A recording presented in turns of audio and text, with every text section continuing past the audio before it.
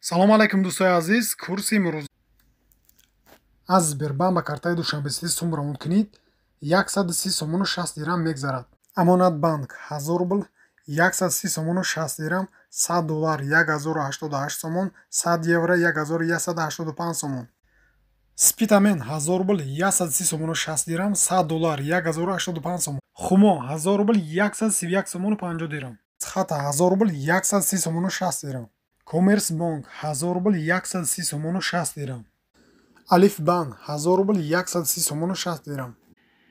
Орион банк 1000 рубл 130 сомону 60 дирҳам. Бародарои азиз, раҳмати калон барои дастгиритон.